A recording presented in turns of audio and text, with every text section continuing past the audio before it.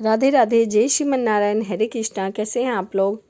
आशा करती हूँ कि भगवान हरि की कृपा आप सभी पर बनी रहे। और आज हम सुनेंगे भगवान जो करता है अच्छे के लिए करता है। तो चलिए ज़्यादा समय न लगाते हुए वीडियो को शुरू करते हैं। ईश्वर मेरे साथ ही हमेशा ऐसा क्यों करते हैं?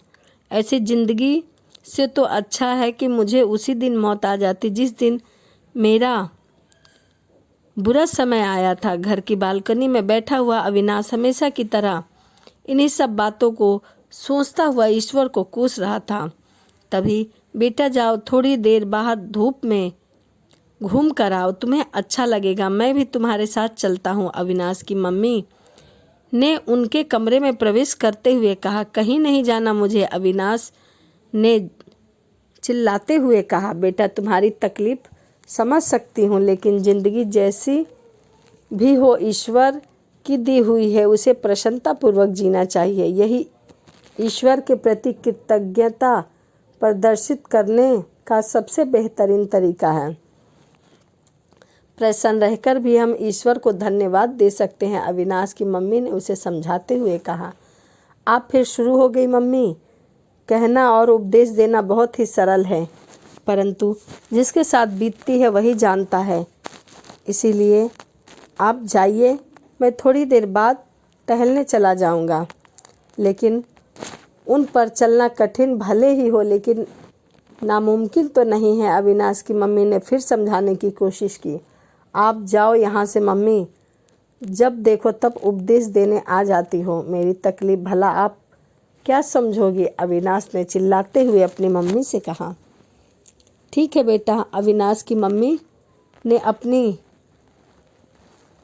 आंखों में आंसू लिए हुए और पोंछते हुए कमरे से बाहर निकल गई। एक दुर्घटना में अविनाश को अपाहिज बना दिया था। उसकी अपंगता शारीरिक से ज़्यादा मानसिक थी। उसके मम्मी पापा की लाख कोशिशों के बाद भी वह सामान्य जिंदगी नहीं जी पा रहा था। उसने अपने आप को एक चार दीवारी में ही कैद कर रखा था। वह कहीं भी आता जाता नहीं था। जब देखो तब वह बालकनी में बैठकर बाहर देखता रहता था। बाहर चल फिर रहे लोगों को देखकर उसका मन कभी दुखी तो कभी ईर्ष्या से भर जाता था। वह अपनी माँ की अपंगता को स्वीकार नहीं कर पा रहा था और न ही वह अपनी जिंदगी के इस अध्याय को बदल सकता था। उसने निराशा और करवाहट बढ़ती जा रही थी उसकी ज़िंदगी में। तभी एक सुबह उसे बाहर एक लड़की दिखाई दी। लड़की सांवली थी, लेकिन उसकी सांवली सी सूरत में एक गजब का आकर्षण था। यह उसके चेहरे पर खिली लेने वाली मुस्कुराहट का जादू था। उसकी लोगों की मदद करने की आदत का अविनाश उसे एक टक देखता रहता था। अविनाश के घर की बिल्डिंग के सामने एक बस स्टॉप था। घर की बालकनी से अब वह उसे अक्सर बस स्टॉप वहीं दिखाई दे जाती थी। वह भी शायद कहीं अविनाश की बिल्डिंग आसपास कोई नौकरी करती थी। उसका नियमित रूप से उसी समय पर आना जाना और साथ में लंच का डिब्बा और बैग इस बात की गवाही दिया करता था। वह किसी कॉलेज की विद्यार्थी भला कैसे हो सकती थी, क्योंकि वहाँ आसपास कोई भी कॉलेज नहीं था। अविनाश की हर सुबह अब उसी के इंतज़ार से शुरू हुआ करती थी। अविनाश उसके तयशुदा समय से कुछ समय पहले ही बालकनी में जाकर बैठ जाता था और इंतज़ार करता था कि कब वह आएगी। सुबह शाम उस लड़की की एक झलक अविनाश की ज़िंदगी में टॉनिक का काम कर रही थी। वह लड़की कभी किसी बुजुर्ग को सड़क पार कराती तो कभी किसी की मदद कर दिया करती थी, कभी सड़क पर घूम रहे बच्चों को बिस्किट बांटती। एक दिन तो बहुत से बच्चे उसे घेर कर बैठे थे और शायद वह उन्हें कोई किस्सा या कहानी सुना रही थी। वह भी उन्मुक्त रूप से हंस रही थी। उसकी मोतियों जैसे दांत पकती देखकर अविनाश ने अनुपमा लगा लिया था कि इसे घेर कर बैठे हुए सभी मासूम बच्चे भी खिलखिलाकर हंस रहे थे।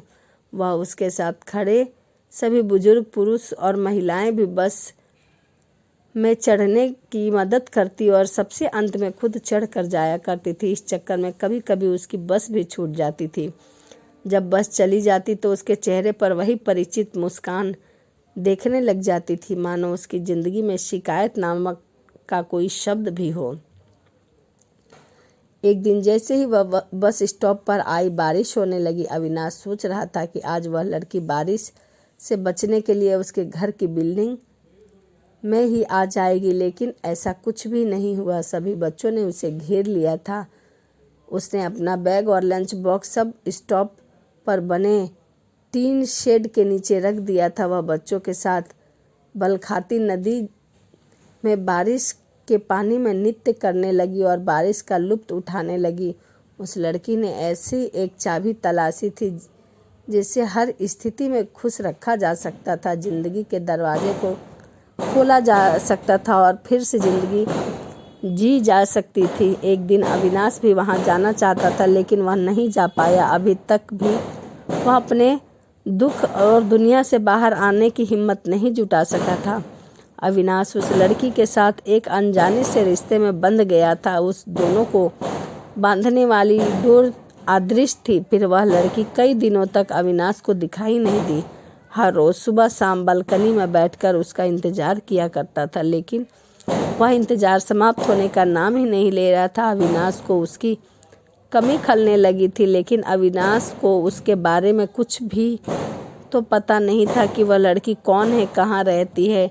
शायद फिर कभी अविनाश उसे देखे या ना देखे। एक दिन अविनाश ने तय किया कि वह सड़क पर घूमने वाले बच्चों से उस सांवली लड़की के बारे में पूछेगा। शायद उन्हें कुछ पता हो, लेकिन वह कैसे जाए।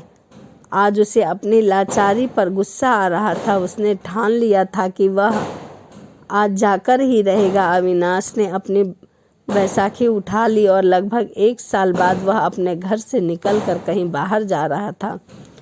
जब वह अपनी बैसाखी उठाकर जाने लगा तो उसकी मम्मी बोलने ही वाली थी कि बेटा अकेले कहाँ जा रहे हो, लेकिन पापा ने हाथ से उन्हें कुछ न बोलने का इशारा कर दिया और दोनों बस उसे जाता हुआ देखने लगे। मम्मी पापा दरवाजे पर खड़े होकर अविनाश को जाता हुआ देखने लगे। सरकार द्वारा समय समय पर जारी गाइडलाइंस के अनुसार बिल्डिंग्स बाधा मुक्त और विकलांगजनों की आवश्यकताओं के अनुरूप होनी चाहिए, लेकिन अक्सर बिल्डिंग्स इन गाइडलाइन का 100% पालन नहीं करते। सौभाग्य से अविनाश की बिल्डिंग चलते फिरने में असमर्थ लोगों की सुविधाओं को ध्यान में रखते हुए निर्मित कराई गई थी। अविनाश लिफ्ट को रोकने के लिए बटन दबा ही रहा था और कुछ देर में लिफ्ट उसके फ्लोर पर आकर रुक गई। अविनाश लिफ्ट के अंदर प्रवेश कर गया था। अविनाश के मम्मी पापा घर के अंदर चले गए। दरवाज़ा बंद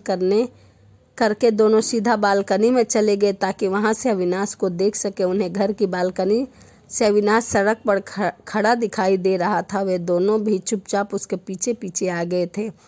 अविनाश ने सड़क के दोनों तरफ देखकर सड़क क्रॉसिंग की और बस स्टॉप तक जा पहुंचा।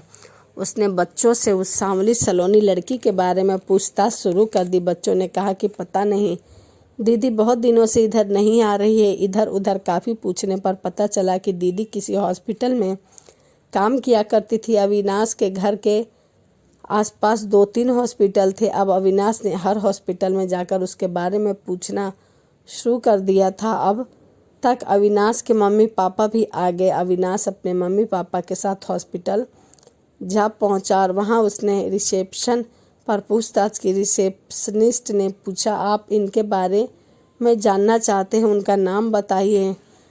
अविनाश ने कहा, पता नहीं उनका क्या नाम है, वह क्या काम करती थी, पता नहीं, शायद नर्स होगी।